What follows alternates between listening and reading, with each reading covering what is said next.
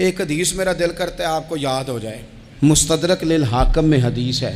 हज़रत अनस बिन मालिक रदी अल्लाह ताला अन्हु फरमाते हैं, एक भाई हुजूर की बारगाह में बैठा रहता था। निकम्मा नहीं था, शारहीन हदीस कहते हैं कि किसी मजबूरी से वो काम नहीं कर पाता था, या करता था तो काम आगे नहीं चल पाता था। ज़हनी सलाहियत ही शायद ज़्यादा नहीं थी। ये हदीस मिशकात में भी मौजूद है, मुस्तदरक लिल हाकम में भी मौजूद है। हज़रत अनस बिन मालिक रदी अल्लाह ताला अन्हु फरमाते हैं, वो हुजूर की बारगाह नाज में बैठा रहता था।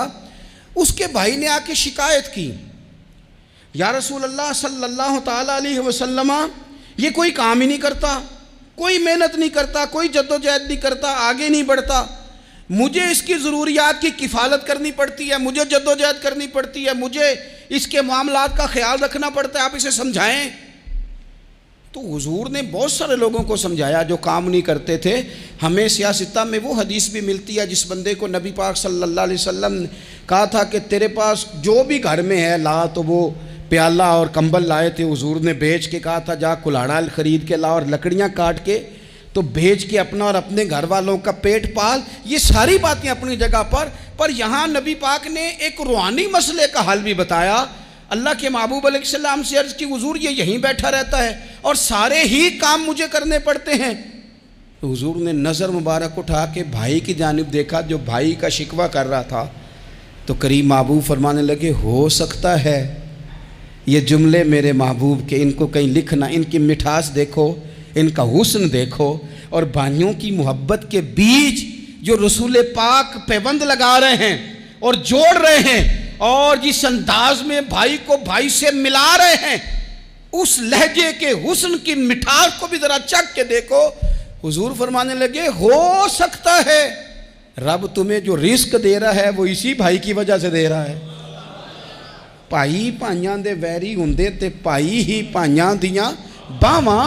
ओ भाई हो सकता है इसकी वजह से तुझे मिल रहा हो, इसकी वजह से। वो दरवाजे न बंद करें जिन दरवाज़ों की बरकत से रोज़ी आती है।